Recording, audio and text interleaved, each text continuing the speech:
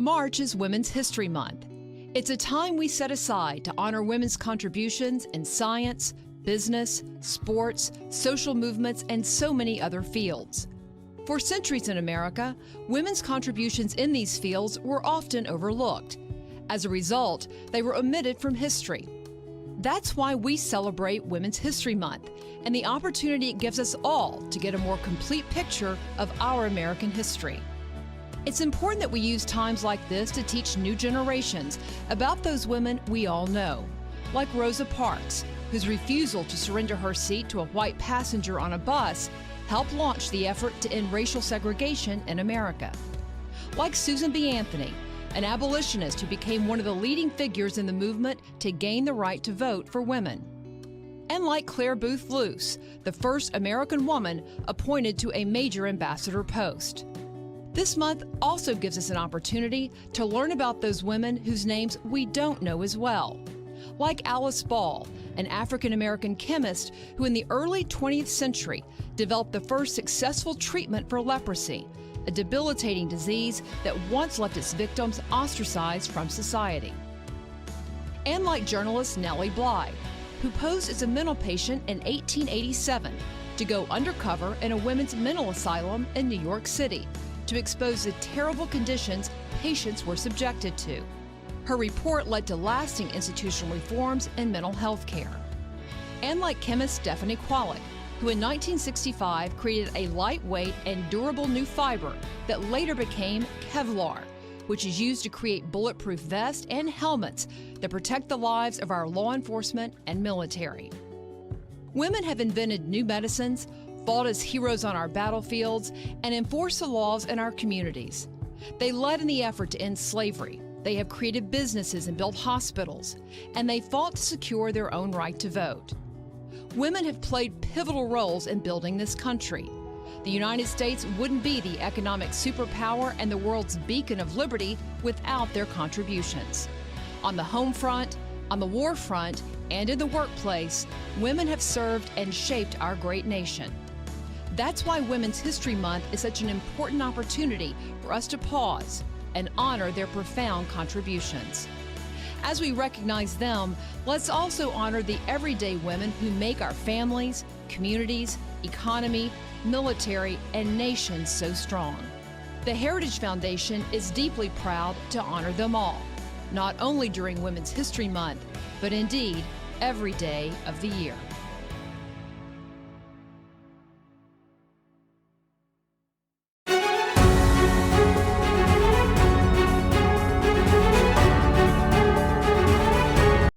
Hello, folks.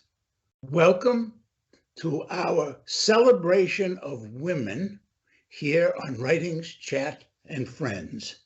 I'm Ken Ween. I'm joined today by my wonderful co-hosts, Celeste Duckworth, Monica Brinkman, and our very special guest, Karen Kondazian.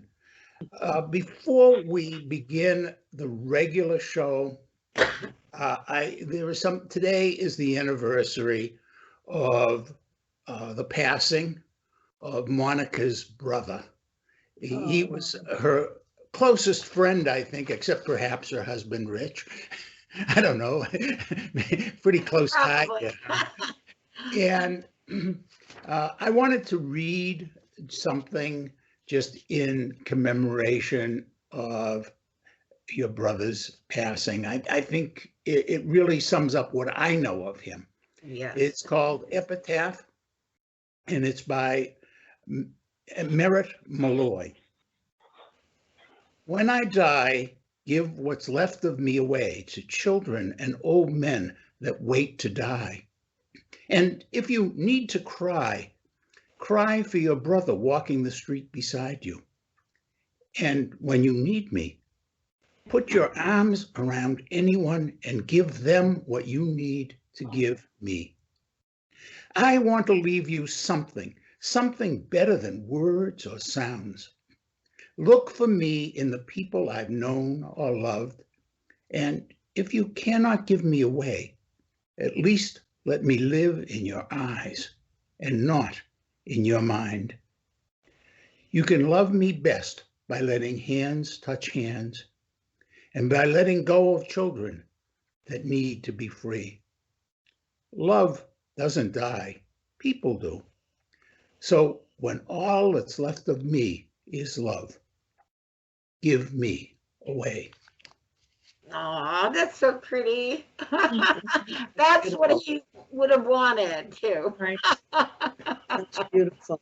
What year, was it a year ago It that was he a passed year away? ago, yeah. I'm sorry, Monica. Oh, it's okay. I mean, what can you do, but yeah. How, Thank you how so old was much. he? How old was he? Oh, 69. Okay, he was still he was young in our day and age, Yeah. In the Yeah. Victorian era, that would have been, a lifetime, but It would have been. he's Isn't it young. crazy? He was young. Well, they're saying 60's middle age now. Yep. Yep. And since I'm still 5, I don't even begin to comprehend all this age. No, he's just a little boy. I am a little boy. Well, this is March, and March is Women's History Month. And, Karen first came to my attention. We first connected with her, Monica, because she had written a novel, a wonderful historical novel called The Whip, about a fascinating woman who basically presented themselves in life as a male, became a stagecoach driver, etc. The book is called The Whip. And folks, I highly recommend it. It's a great read. But since then, we've just become friends with Karen because Karen is a fascinating person. She is an actress with some great stories of the stage. And we're going to be talking about a couple of her favorite roles today, and how she happened to get involved with this particular playwright. But we're also, Karen is a fascinating, in her own way, a student of feminist history.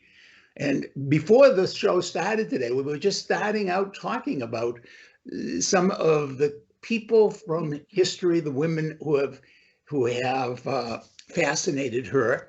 And she had some questions, and who is the first this and the first that? And so, Karen, why don't you hit us with one of those questions first? Let's get a character out of history.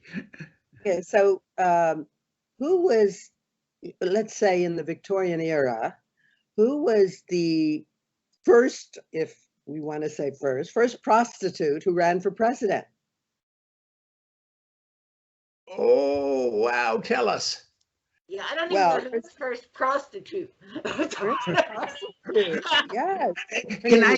Can I say something Okay. really horrible? I know who the first prostitute who was the first lady was, but that's really past history. That's recent history, isn't it? So Oh, tell it. You're bad. I'm not going beyond that. Okay, her name was Victoria Woodhull, and she was the mistress of Cornelia Vanderbilt. And he was, Cornelius Vanderbilt was one of the wealthiest men, the Vanderbilts, in kind of the Victorian times. And he sort of supported her to run for president. And she did a really good job, by the way. She certainly didn't make it, but she was dedicated to our country. And it was just an interesting thing that I picked up. I think it was 1868. Mm-hmm. Can you imagine a woman running for president back then? Oh my God. Well, it only happened because of his wealth and power that he was able to, make that happen. And probably behind his back, everybody was laughing, but I'm sure Jay Gould was having a grand old time looking for her help.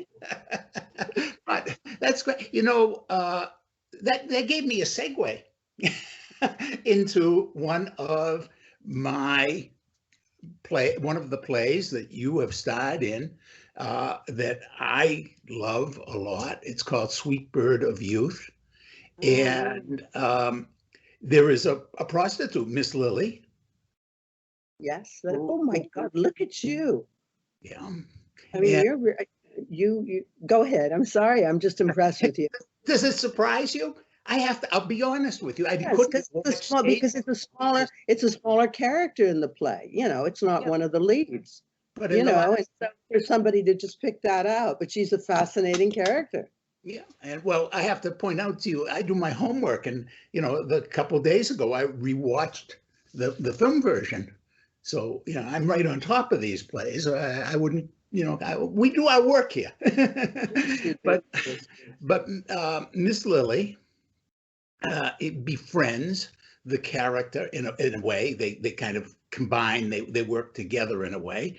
The character that you're well known for playing in Sweet Bird of Youth, which is I love this.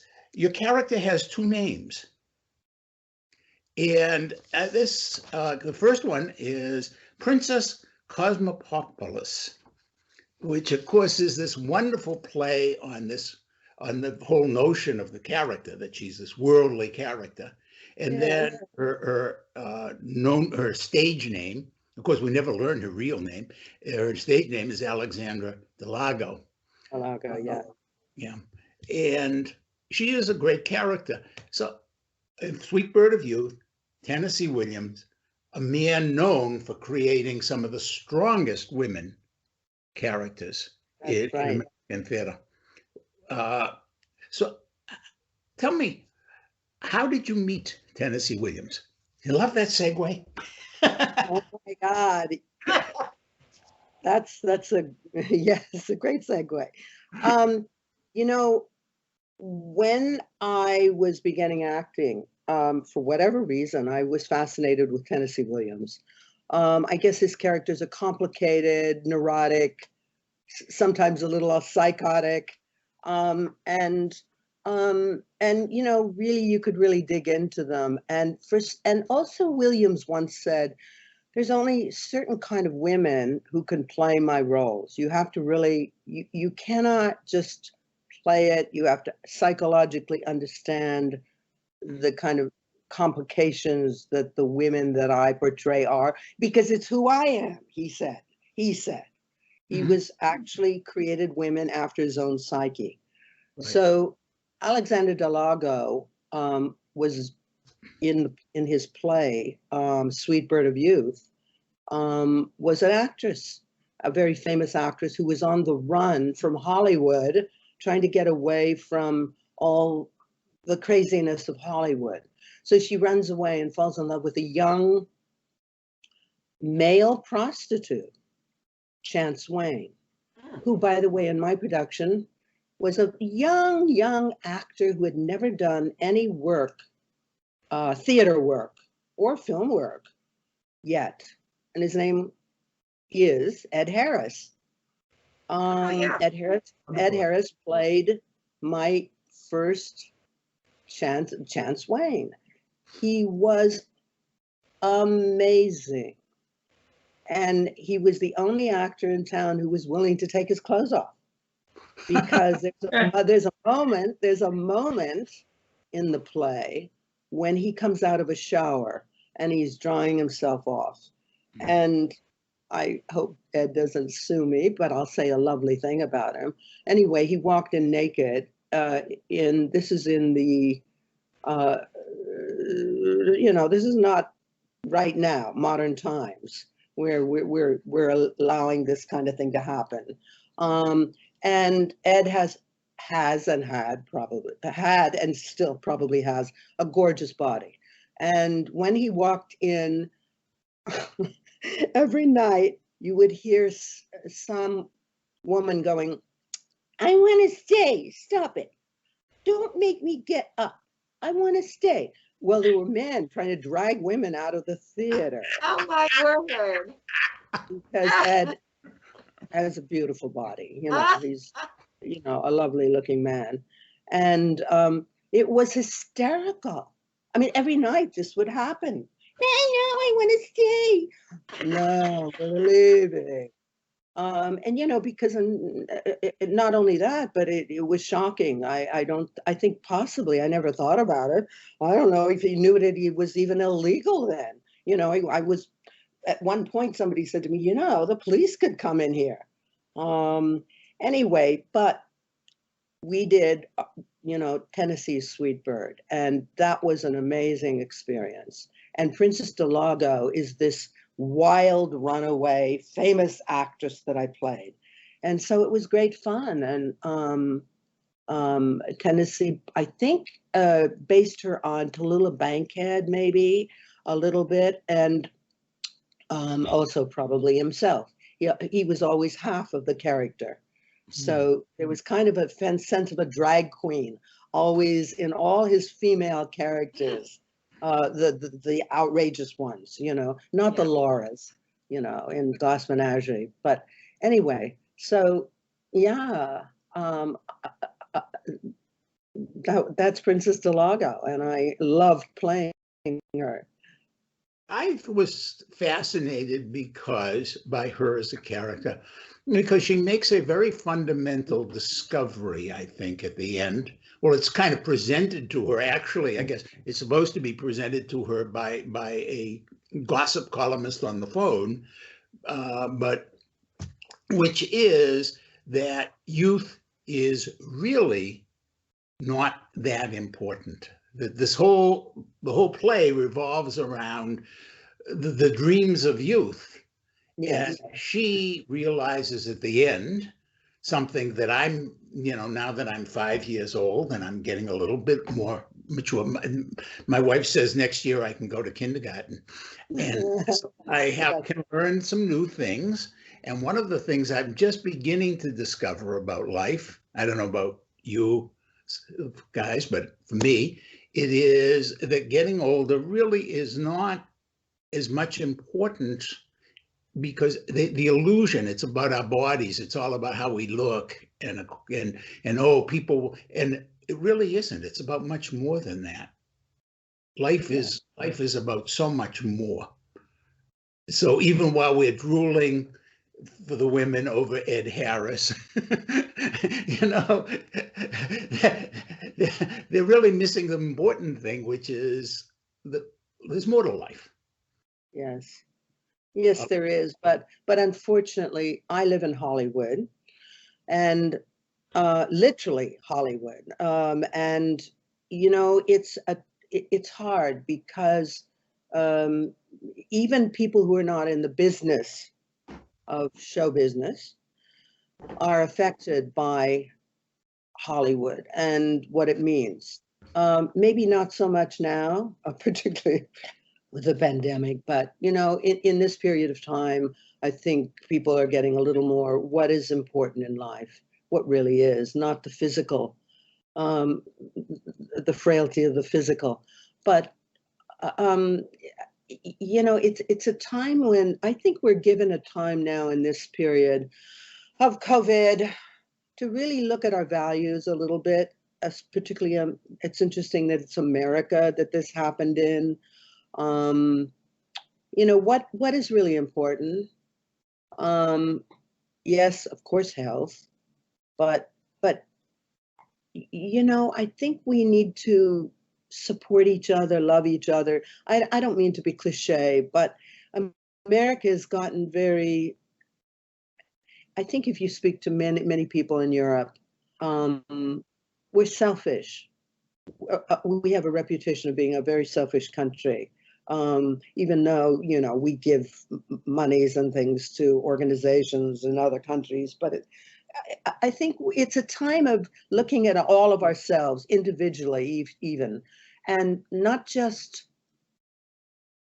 money-wise, but in terms of religion, in terms of different nationalities, ethnicities, that we're all one. We're the human race. We're not black, white, yellow, green, orange. Color has nothing to do with anything. It's the human being that is of matter. And so I think it's a time for us to all look and reevaluate the human condition. That's what I believe. And Yeah, that we've made like a little stop sign, like, you know. That is such a great point, and it makes a segue into the other play I wanted to talk about. But before that, Karen, do you have another quiz question for us? Another quiz question. All right.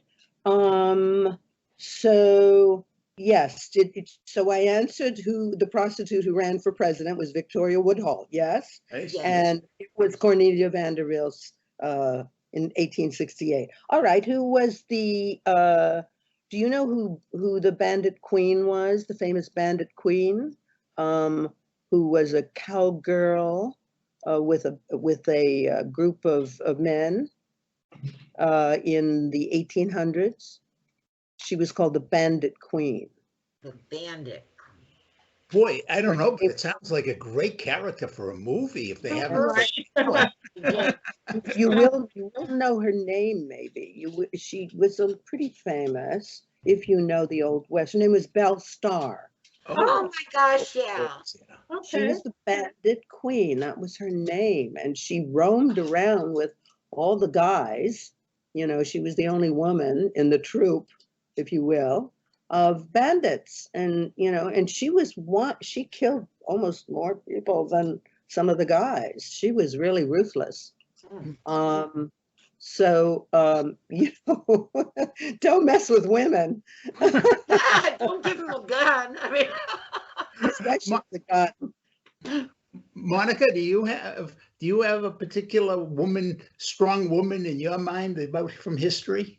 there's a lot. But you know who I have always admired since I knew about her was Eleanor Roosevelt. Oh, Okay. God, yes. Well, Yes. she changed America and our values. Yes, she You certainly talk did. about her. Tell us a little about her. Well- What is it that you love about her and admire Well, so one much? of the things, because when I was very young when I even knew about her, but one thing I used to read all these articles that were saying, and they mocking her all the time, that she would have an opinion, mocking her on her looks. And she stood up and she continued on. She didn't care what the people said. She No. cared more about the people than the insults that they were always tossing her way. Yes, I because think she had. that was the I think first she had time I buck teeth. realized that they don't treat women the same. No, no. And particularly imagine, I mean, she was the president's wife, Yes. you know, and she had buck teeth apparently in the front. Yes, yes. And so when she smiled, you know, it was not she was not a beautiful woman, but she No. was inside. She was this extraordinary. In fact, my opinion, I don't know if the facts can back this up. My opinion is that because of her, Franklin Roosevelt became the figure that he became. I believe that also. I think she was as much president as he was. Probably more, whispering in his ear all the time. Well, I've always maintained that Lincoln would not have been president had it not been for Mary Todd.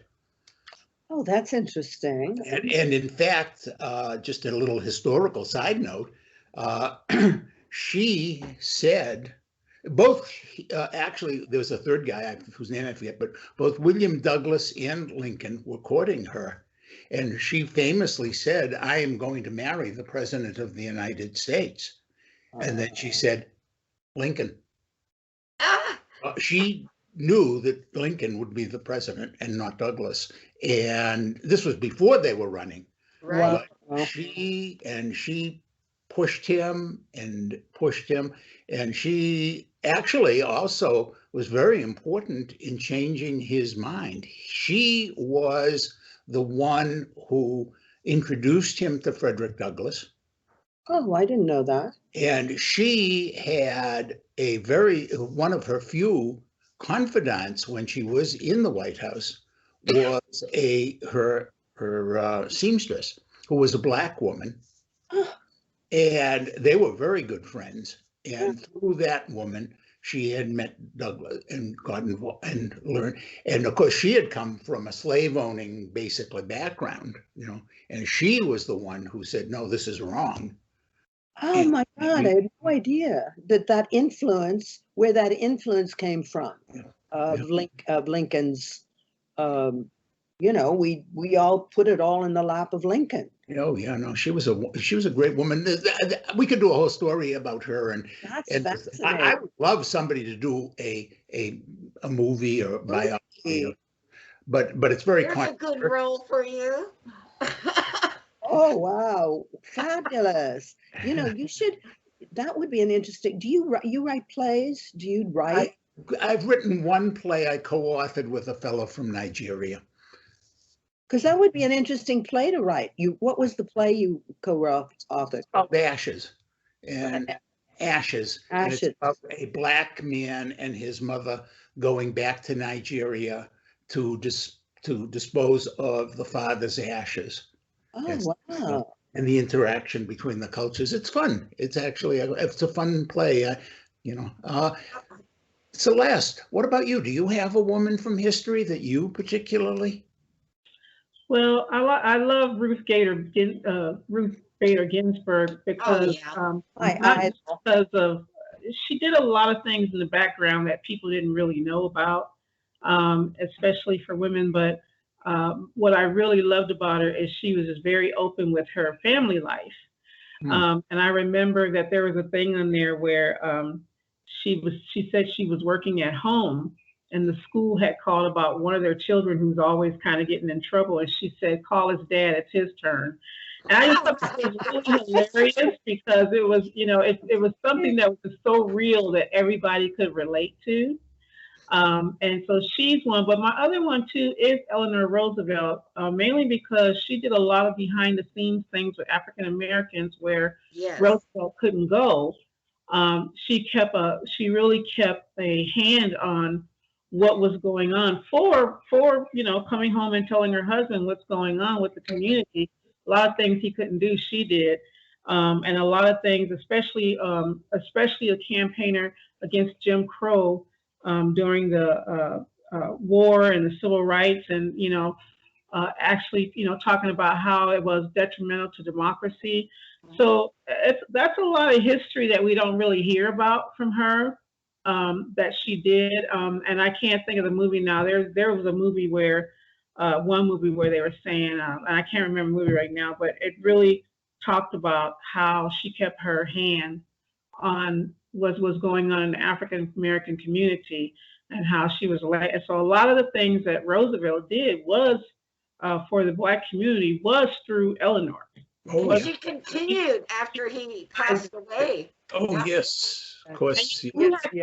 Back in that day, you had to be really gutsy and bold, to go walk into a community that's going through all these things, So I admire anyone that can just walk into a community like that and be gutsy and bold and, be like, I'm here, I don't care what you say about me, but I'm here to try to, help. So, and I think that's some of the things that we're missing today.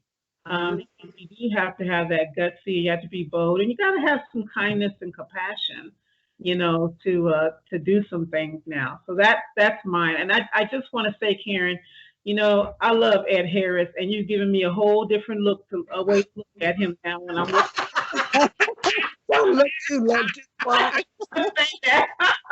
said, oh, Ed Harris, that's my favorite. Okay. And he's an extraordinary man as well. He's a great human being. Yeah. He really is. But that's funny. Karen, as long as we made the segue back to the theater and stuff, and Ed Harris is your leading man, who played Alvaro versus you? We're talking now about Leo Rossi is his name. He's still alive. Okay. We're talking now about the rose tattoo. I have to tell you, when I was growing up, I grew up in a family that if you said theater, they said, oh, let's go see Danny Kaye. Let's go see Caesar. and which is a kind of theater. I mean, and it was fun, but I was more intellectual, and I wondered what plays were. Mhm. And the first time it wasn't a live play. I got to New York soon. Well, I got to college, I started going to live theater, but at least I could see what acting was. It was the movie version of The Rose Tattoo, with, of Oh, course, Anna Magnani, for whom the play was supposedly written, and Burt Lancaster as the exactly. horse eater. As Mangicavallo, his name was, character. Yeah, horse eater. And but Leo Rossi was your Yes.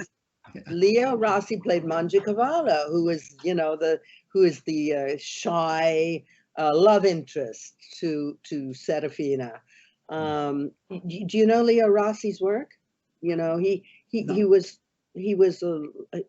I don't know if he's acting now, but he was a we when I did let me just say quickly, there was a point in my life when I knew I had to take hold of my career. I was 30. The 20s had passed where movie star dumb was probably out the window.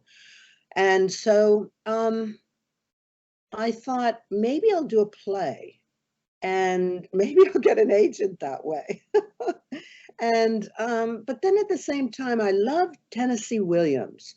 So I decided this play. I was a member of the Actors Studio with Lee Strasberg, and Lee suggested that I do Serafina and the Rose Tattoo. So I did a scene at the Actors Studio, and he said to me, "Karen, you must do this play."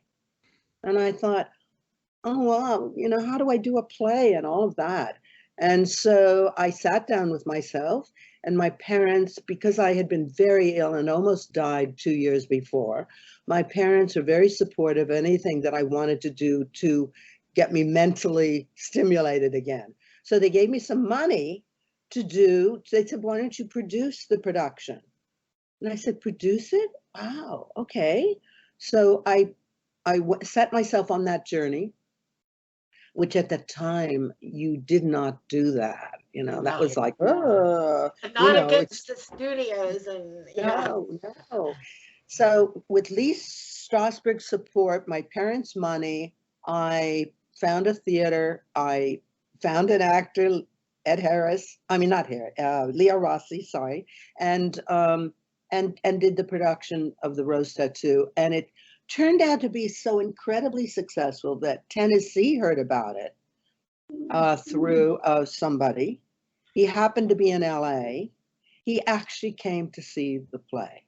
what a One compliment. one night there was Tennessee with some of his friends, and it turned out that we adored each other and we became friends. So he gave me the rights to Sweet Bird of Youth, which, as we were talking about, I did with Ed Harris, and then he gave me the rights to a play that nobody had heard of called Vous Carré, which is a play that still people don't know. It's not one of his first-rate theater pieces, but it's an interesting piece. And so at that point, I didn't have any more money. So I was studying with a man named Milton Katselas. And when I had the rights, Milton said, come do it at my theater. He said he would produce it, meaning Oh, putting money up. So we did this wonderful, like with 30 people cast of a play called Vous Carré. And so that's how and Williams started saying, you can have all the rights to my plays. And he said, I'll support you in any way. So, I was very grateful to have his friendship for a time. how So, nice. What a nice story. Yeah. yeah, I'm So very I lucky. can ask Ken, though, what woman do you admire? Oh my God, so many. It's very funny you bring up Eleanor Roosevelt because, of course, I was not around then, but my grandmother used to talk of her all the time. And so that was a woman that, because of my grandmother who raised me, I really, really became profoundly enamored of. You know, I'll tell you, I'm always interested in not that they're my favorites, but always the kind of renegade women. You know, Yeah. the women who were the underdogs and who really had to claw their way to any kind of success. Mhm. I find and I find that to be very moving, even in our time. You know, look, here we are, right? In this century when women are supposedly as free as men, whatever religion, color, whatever, that we're supposedly, you know, the same level as men. It's still not true, is it? No. Is I that was true? totally- What do you think? Am I right or wrong? Oh, you're absolutely We You're right. still have, I mean, how many female presidents have we had? Right. We may, yet we may, we have one I waiting. know we came close. We came close. No, But I'm thinking of Kamala. Vice- Kamala. yeah, Kamala. Yeah, I think Yeah. she may very well be the first yeah, lady. she's our vice president. Yeah, But she I'm may just saying, be the president. still, you know, we're I may be wrong in this, saying this. I feel like we're one of the few countries that have never had a female president. Yeah. Well, you know, one of the interesting things is if you look at COVID and how it has been handled in the world, the countries that have women leaders have done the best. Wow, that's interesting. And Really? Yeah. women really, in general, I think, make much better leaders because they're much more able to create collegiality. And one of the things that has fascinated me, going back to television now as a medium, there is a television program called Borgen, which is the short form of I forget the word in Danish, but it's the Danish Parliament. Okay, Oh. it's like the capital. And it is about Danish politics. And it's the main character who is prime minister, and I won't spoil the story by telling you the whole, but it's really worth watching. And I believe it's on Netflix. Say the name one time. What's the name? Borgen, Borgen.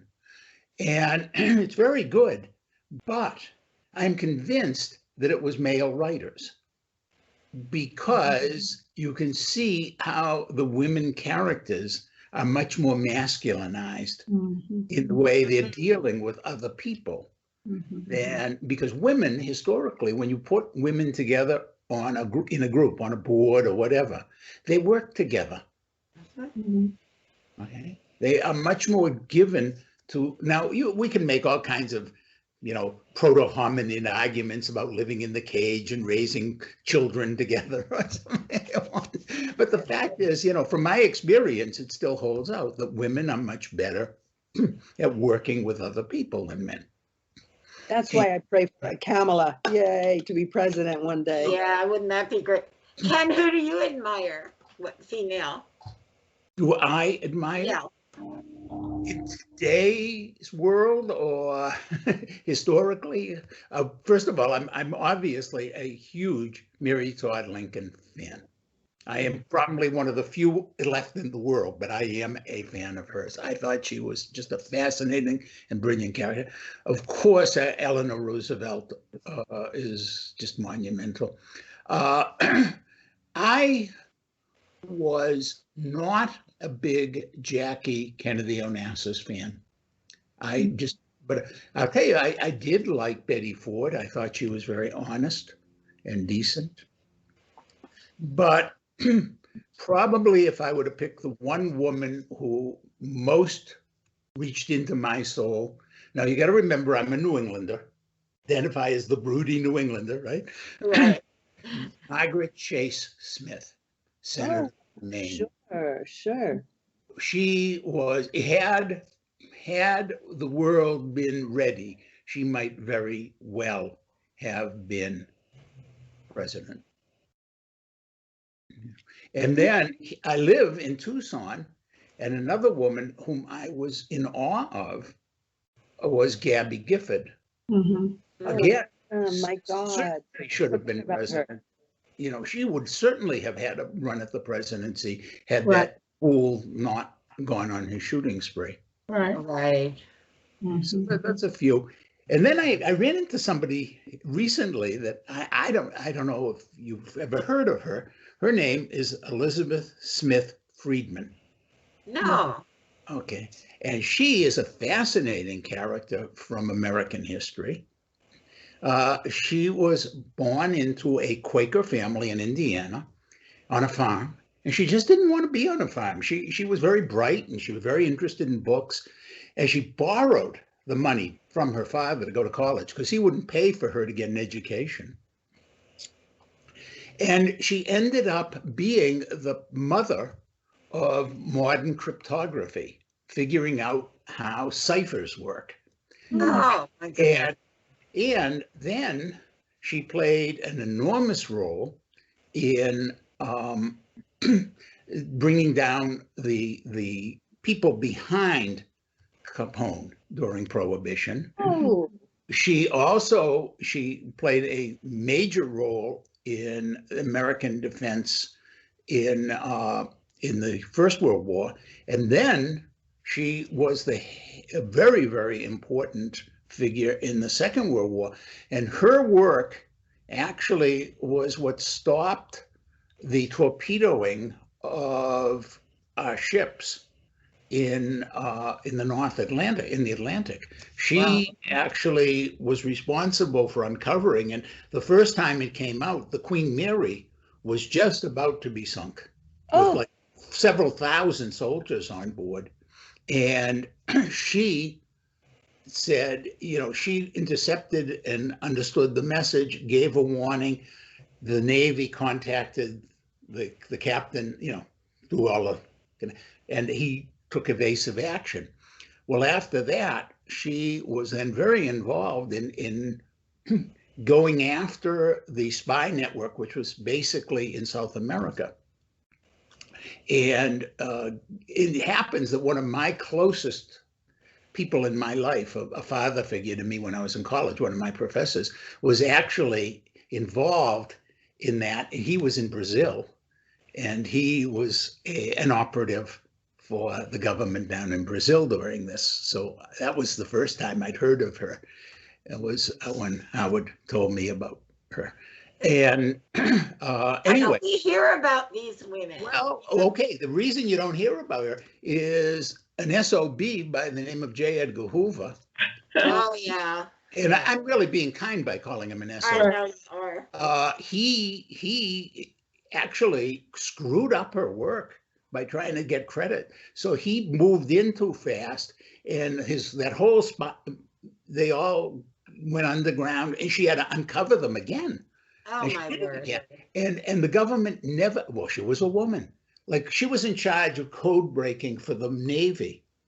Well, for the Coast Guard. When the Coast Guard transferred her to the Navy wouldn't let her be in charge. It had to be a man. unbelievable. Yeah. I mean, you know, here's this woman. I mean, she's absolutely incredible at what she's doing. And oh no, you can't. I mean, you wear a dress. you can't. That's You can't terrible. be in charge. Yeah. Not, You know, only, not only wear a, you know, it's just amazing that at this time, I'm going to say this again. This is the second time. How is it possible that we're like one of 3 nations in the world that have never, I know there's Kamala, and pray God for Kamala. I mean, but you know, that's the closest we come. Yeah. Like, there must be, I don't mean to be rude, but there must be in particularly the southern part of America, people having a heart attack, men particularly, that there is a woman vice president, you know, and somebody needs to shake up the old South a little, you know? Forget about the South, here in the West too. I mean, hey, Everywhere you got. I think they're, West. yeah. You know, I did. I did somewhere, but yeah, I think the lady from.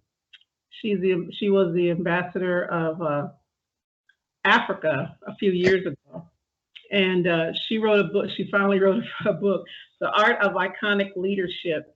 And she talks about women leaders all over the world. And it was kind of funny because she said, when America sneezes, the world catches a cold. And Oh, she said she never really understood why so many people kind of looked at America as being one of the leading countries when there were so many countries doing very well that had women govern, women leaders. Mhm. Women leaders in Africa, her country. She said we've always had a woman leader, and wow. she also talked about the lady, the leader of New Zealand. It was a wonderful woman. Cabinet, yeah. And she said women are more prone because we are mothers, Mhm. we are more prone to be more compassionate, more nurturers, more collaborative individuals. And so she was saying how this woman's cabinet had a mixture of people, all kind of people. And she said, because the first thing she said is, she says, I don't care who you are, if I don't care if you're gay, I don't care about any of that. I just care that we can work together and get the job done. And that's why she's so successful. And she was one of the women who said when she had her baby, she brought her baby to work with her, like, get over it. I'm a mother, and I'm bringing the baby with me, which was, it's a really good read. But we had a really great conversation talking about the world. But yeah, I imagine, like Ken said, I think it was more than the South. I think the West and a lot of the men in America thought, oh my God, Wait a Kamala minute. Vice President. I think a lot of Let this me is a problem we're I, having oh, now. Karen? I just want to say something. I don't think it's just the men. No. Oh, I think, I'm going to tell you something. I think that there's more men open. This is just my opinion. Open to women being a woman being a president. I think there's a lot of women who are adverse to it. Not in the West so much, but particularly in the South. Particularly in there's. I mean, I remember. I won't say who, but there was a woman I know. I was on a play with her. She was from the South. And I was talking about, female president. She's looking at me like horrified. and we're talking about, this is like 30 years ago. This is such a wonderful segue back to the rose tattoo, because we are running out of time. And I just think this is such a wonderful segue because your character, Serafina, in the rose tattoo is caught really in a very real way. I mean, Tennessee Williams actually frames it. There's a witch and a goat representing the devil. And on the other hand, there is the priest representing God. And religion. And religion. And yeah. Both of them are really bad news. In the end, she has to free herself from both and realize her humanity is not about good and bad, God and devil, but about her heart. And in that, I think, one of the problems we have, and I think we could go a whole other show on the role of religion in screwing up America. And still screwing it up. And still, absolutely screwing it up. Well, Ken, you and I know people who think that the man should be the head of everything. They preach it, and women are below them forever. Yes, and the funniest thing about it is, of course, that one of the things that truly horrifies them is if the woman should take the lead sexually. And they all believe that the missionary position, if you will, was ordained by God. And it reminds me of the stories about Hawaii, when Hawaii was taken over by the missionaries and the merchant from the United States. And the absolute disbelief of the Polynesians who lived there, the native Hawaiians who lived there, that the Americans were telling them these very strange things about sex, that the man had to be on top, and they did not understand. And of course, eventually, the last was a woman, and the missionaries with the U.S. government's help drove her out. And the idea was that the very thought of a woman having some kind of power, being on top, if you will, was such an anathema to America. And that is certainly one of the curses that we as a nation bring into ourselves and to other nations. And of course, nothing symbolizes that more than guns. Bang, bang, you know? Yeah.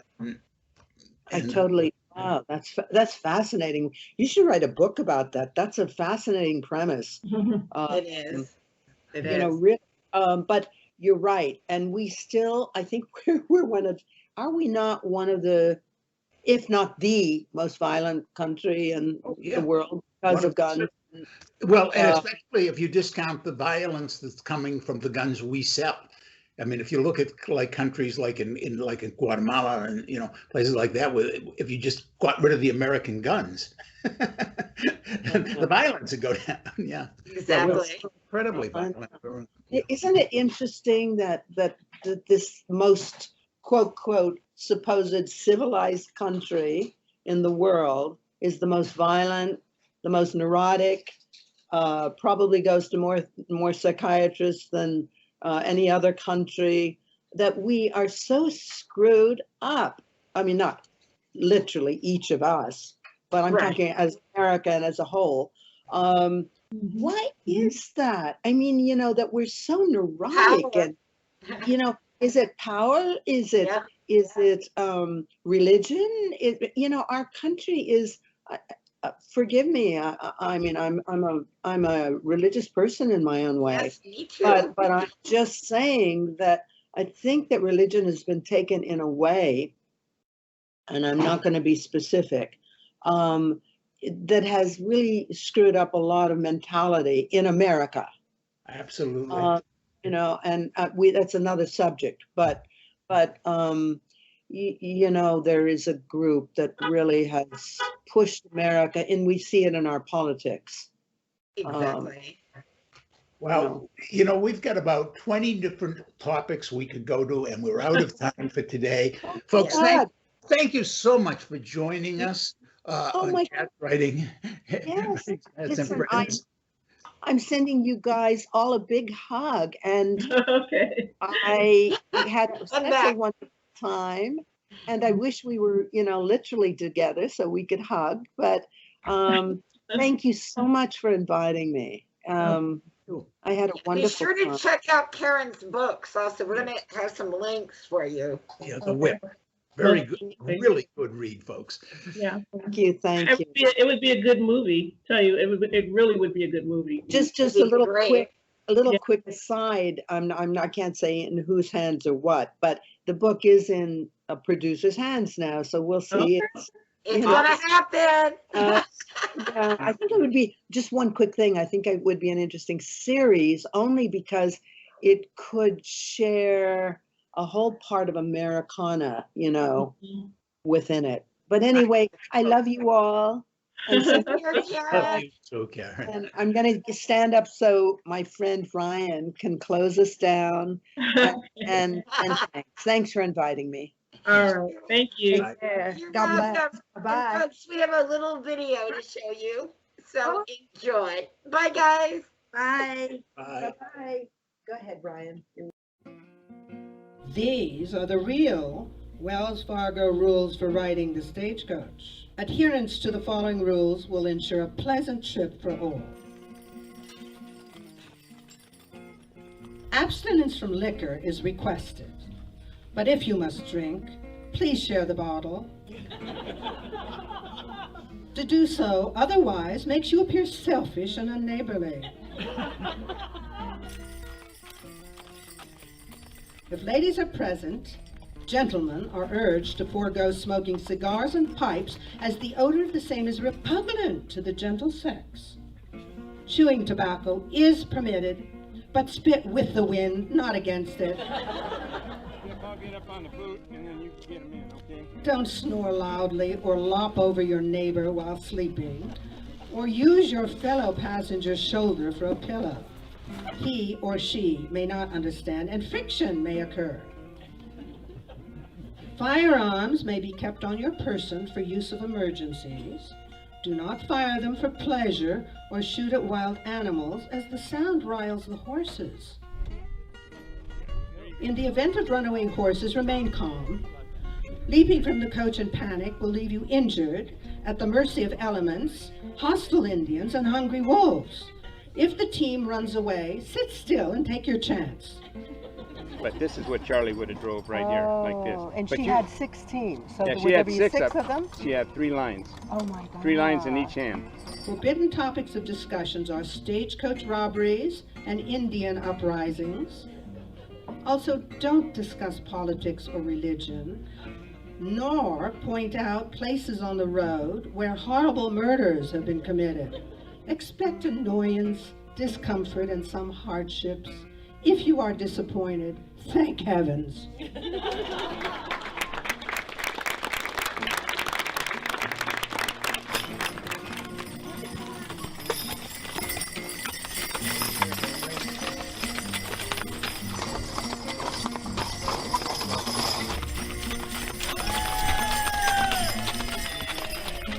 Look at these guys. They're fabulous.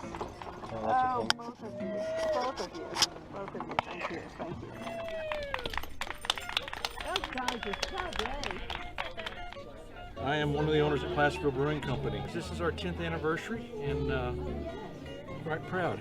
How would you like a beer? This is my darling Rachel, who does the most amazing marketing, and she's also a great writer. She has gotten, tell them your books. Broken Pieces, Broken Places, and then they're both together in the Broken Collection. No, the road's not paved with gold in California. No, the road's not. Buy your tickets from Scalper Rick, the best in the West. Agent, Wells Fargo. I sell the most tickets of anybody here to help the library buy books every year. No, the road's not paved with gold in California.